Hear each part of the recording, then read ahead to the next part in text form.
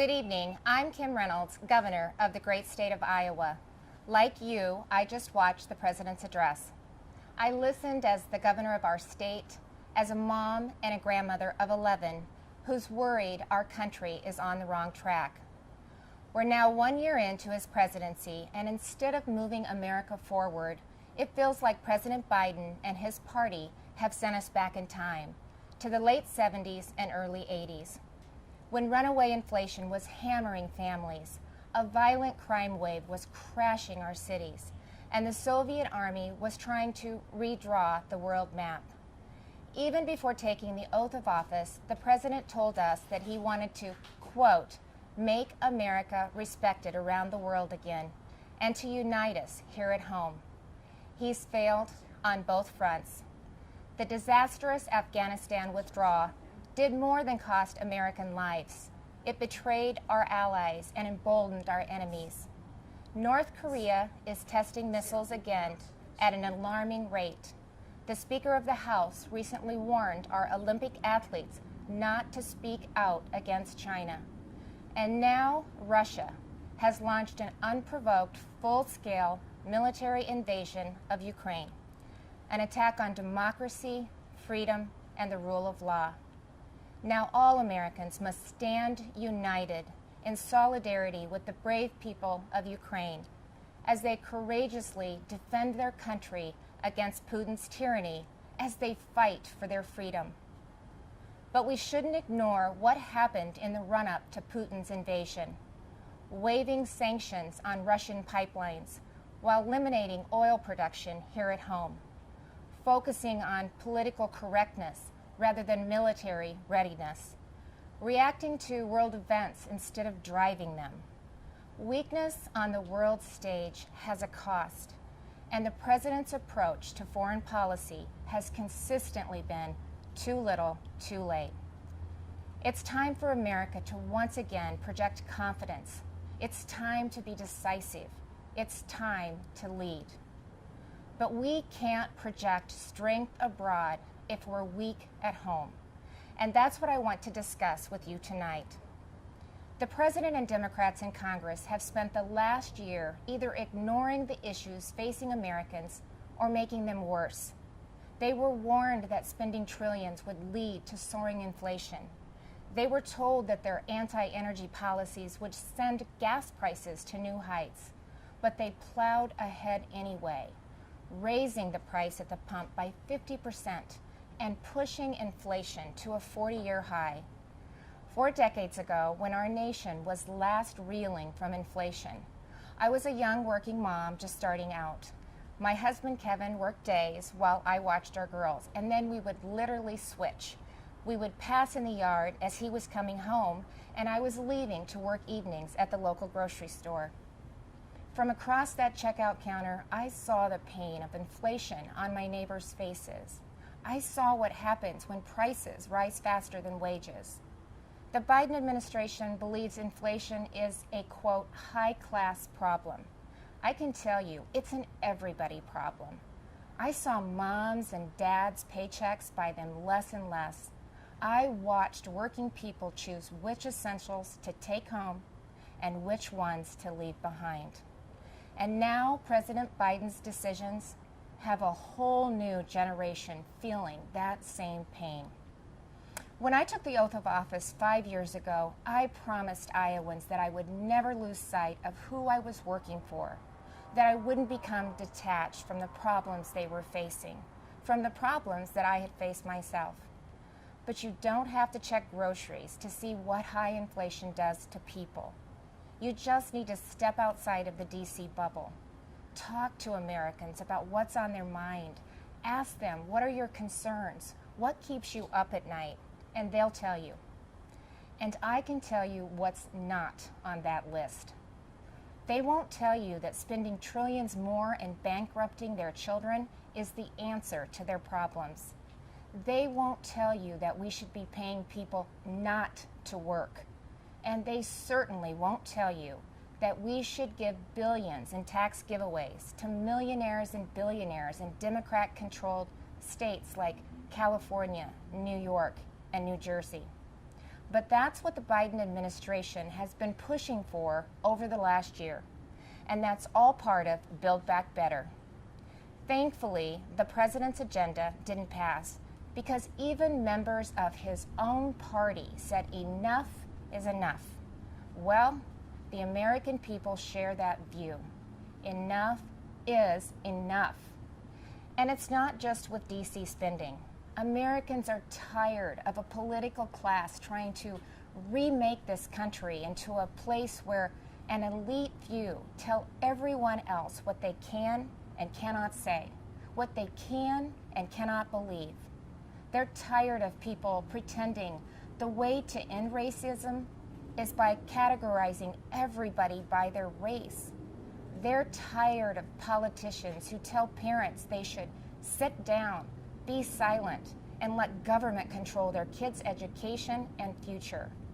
Frankly, they are tired of the theater, where politicians do one thing when the cameras are rolling and another when they believe you can't see them.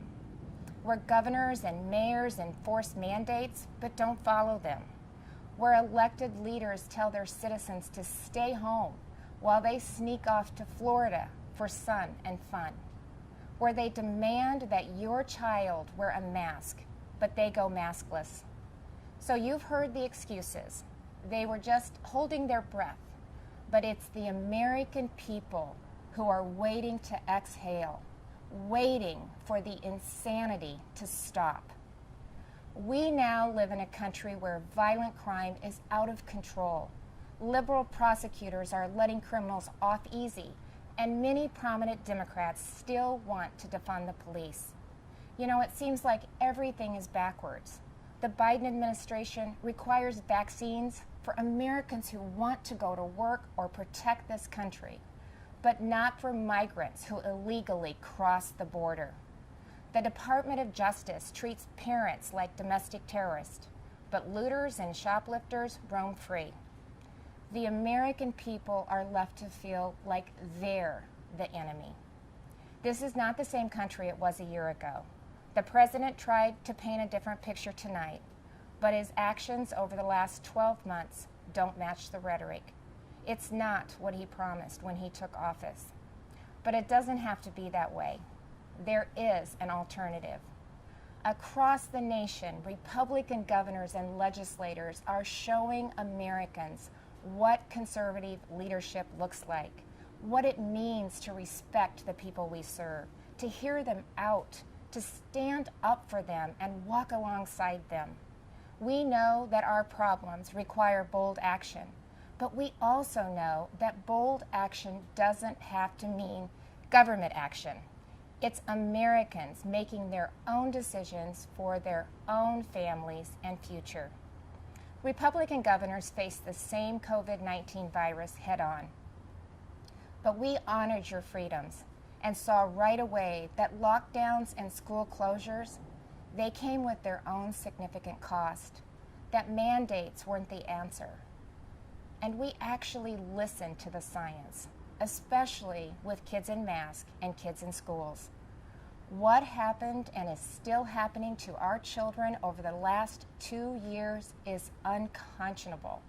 Learning loss, isolation, anxiety, depression. In so many states, our kids have been left behind, and so many will never catch up. That's why Iowa was the first state in the nation to require that schools open their doors. I was attacked by the left, I was attacked by the media, but it wasn't a hard choice. It was the right choice. And keeping schools open is only the start of the pro-parent, pro-family revolution that Republicans are leading in Iowa and states across this country. Republicans believe that parents matter.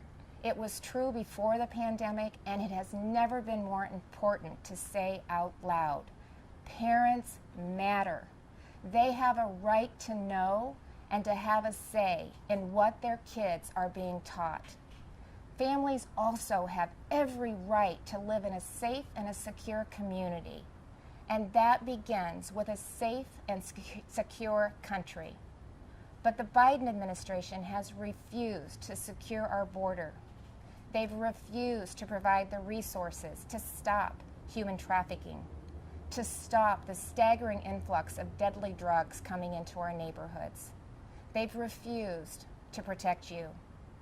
With Texas and Arizona leading the way, I, along with Republican governors from several states, have sent resources to the border. And we've actually gone to the border, something that our president and vice president have yet to do since taking office. On the economy, the contrast couldn't be more stark. While Democrats in D.C. are spending trillions, sending inflation soaring, Republican leaders around the country are balancing budgets and cutting taxes because we know that money spent on Main Street is better than money spent on bureaucracy. Today, I signed legislation that eliminates Iowa's tax on retirement income and sets our tax rate at 3.9%. That's less than half of what it was just 4 years ago. And it shouldn't come as a surprise that out of the top 20 states with the lowest unemployment rates, 17 have Republican governors. Republicans may not have the White House, but we're doing what we can to fill the leadership vacuum. And on the issues that are affecting Americans, Republicans are leading. We're standing up for parents and kids. We're standing up for life. We're keeping our communities safe and thanking those in uniform. We're fighting to restore America's energy independence, and that includes biofuels. We're getting people back to work, not paying them to stay home. Most of all, we're respecting your freedom. Behind me stands Iowa's Capitol, where we display our state motto, our liberties we prize and our rights we will maintain. And those aren't just empty words. It's a belief that the greatness of this state and this country lies in our people, not government. You shouldn't have to wake up every morning and worry about the next thing the government is going to do to you, your business, or your children. If we as elected leaders are doing our job, then the government is working well, but operating in the background. It's supporting the ingenuity and spirit of our people, not drowning them out. It's keeping them safe, not restricting their freedom. That's what I believe, that's what Republicans believe, and that's what Republicans are doing. I am so blessed to be the governor of Iowa, where people are humble, hardworking, and patriotic. We take care of each other. And yes, we are, as they say, Iowa nice. But you don't have to be from Iowa to see that those are the values of America at its best, all of America. Over the last few years, I've put my faith in Iowans, and they haven't let me down. I encourage this president to do the same, to put his faith in you, the American people, who have never wavered in your belief in this country, regardless of who leads it. Because you know, you've shown that the soul of America isn't about who lives in the White House.